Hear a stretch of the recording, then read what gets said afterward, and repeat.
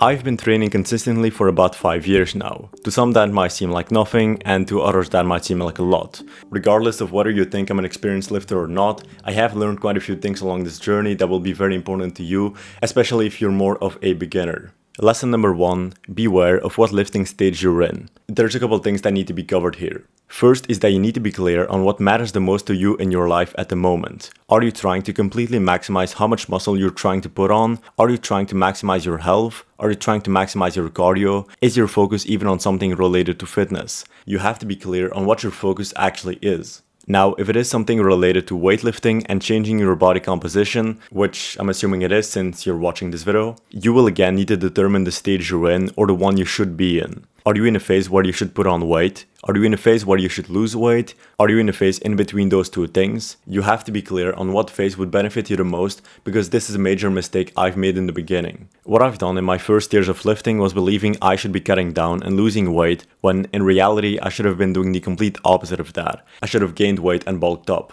The sole reason I even had the idea to cut down is because the single goal I had in my mind was to get a six-pack, and therefore the first thing I thought about doing was eating less food. The reason I wanted to have a six-pack was obviously for external validation and because of insecurity. I've never been that athletic kid and the one who was naturally lean, so I've always had that vision of getting that almighty six-pack to impress others in my class and maybe become friends with more popular kids. The issue with focusing on cutting down this early in my lifting journey was simply not a good idea because I didn't have anything to cut down on. When you try to lose weight on a frame that barely has any muscle, it never looks good. So if you're lost as someone starting out just as I was, here's what you need to do. There's 3 main phases you can choose from. A bulking phase, a cutting phase, or a recomposition phase. Bulking is for people who mostly need to put on weight, preferably muscle mass. Cutting down is for people who mostly need to lose weight, preferably fat, and a recomposition phase is for people who are in between both. I want you to keep this very simple.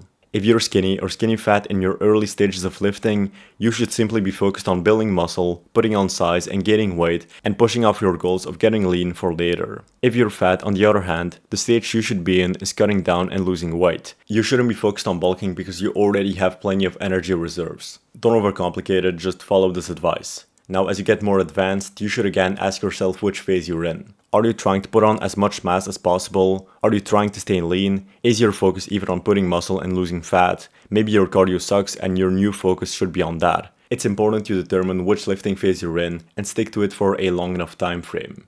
Lesson number 2, be careful who you look up to.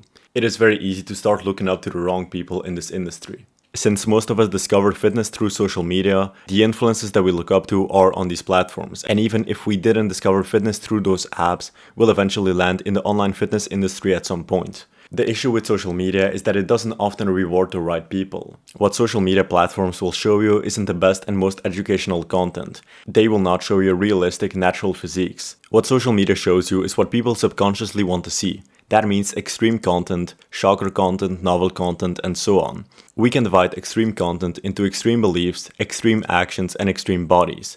Probably a few more, but these are the main ones. The more extreme a piece of content is, the more likely it is to go viral and be the only thing shown on your feed. That's why the people you look up to online, especially within the fitness industry, will not often be great influences to follow. They might have good information but still unrealistic physiques due to their genetics or straight up steroid use. You need to be careful who you look up to within this industry, because you might make decisions that will harm you in the long run, especially in this age of steroid glorification, where people more often than not talk about what they take to look the way they do. Another reason why I wanted to have a six-pack so badly my first year of lifting is simply because I stumbled upon Tristan Lee and very quickly started binge watching his content. I could relate to him a lot more than any other influencer because we were in that same age bracket. He was just a bit older than I was and a lot bigger and leaner, which pushed me to pursue that same look. I had the goal that within 2 years of time, I would look the exact same way he did. But since I tried to rush the process, I ended up doing the wrong things. Now, here's some good sources I believe you can follow for quality information and maybe help you guide along the way.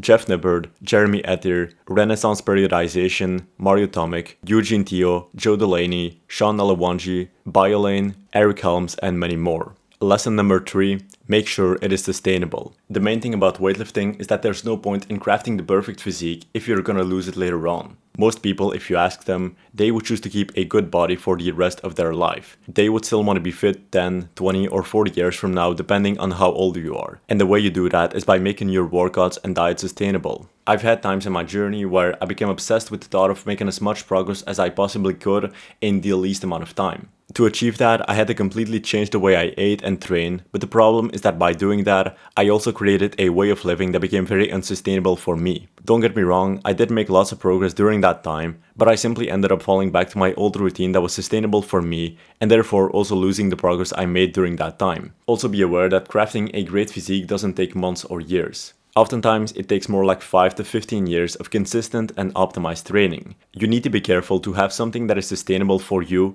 and slowly build upon that. Whenever we think about a fitness journey, we should think about it with a long-term thinking. Whenever you think about implementing something new, a new diet, a new training style or new lifestyle variable, you have to think about it in the long term. Would you realistically be able to keep doing this within 1 year from now? Would it be relatively easy, even on days where you don't feel like doing it, to keep doing it? Those are questions you have to ask yourself, because if you start to implement something into your lifestyle that introduces too much pain, you will eventually quit when times get hard. The main reason people keep going to the gym for years at a time is because they enjoy it. Plus, as you're starting out, you'll make gains no matter what you do or how much you do, which makes it even easier to have a sustainable routine. Just do something and you will make progress. Lesson number 4, beware of shiny object syndrome. You have to be aware of what you actually want to achieve at the end of your journey. That goal will change as you get older, but as long as you haven't fulfilled your first goal, you don't move on to the next, and that's what you need to be careful of. I've never really cared about doing cool moves on calisthenics bars. I've never really cared about being able to run a marathon. I've never really cared about being able to lift very heavy weights for low reps.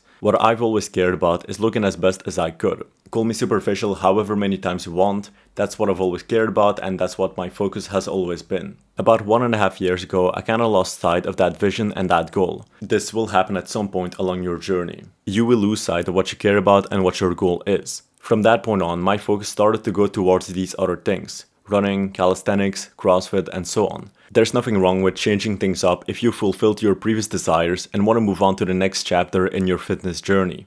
However, mine wasn't fulfilled yet and I was still focused on looking as best as I could.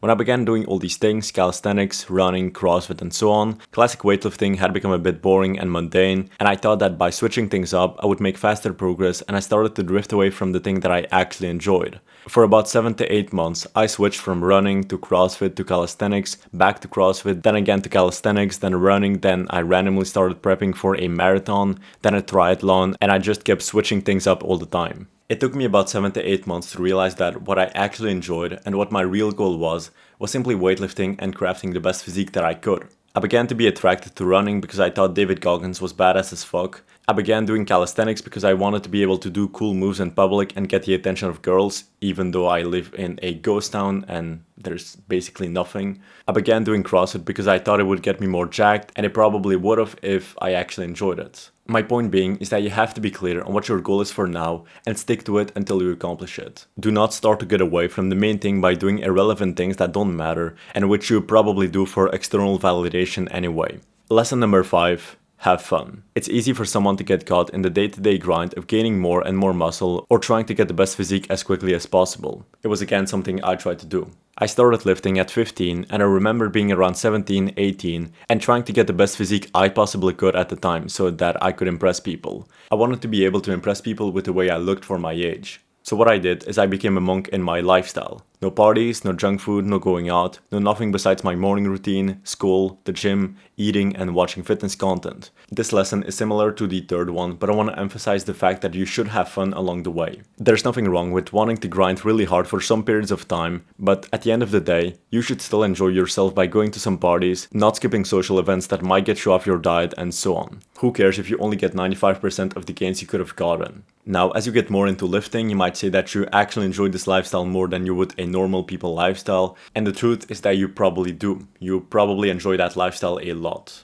My point is that you need to be careful that you don't get stuck in that antisocial, sleep, eat, gym, repeat type of lifestyle and actually have social events where you go off diet, where you drink a bit and so on. Nothing wrong with these things as long as you do them once in a while. Make sure you don't turn into a gym cell that has this completely antisocial life away from anything that could interfere with the gains and have some fun. Make some memories.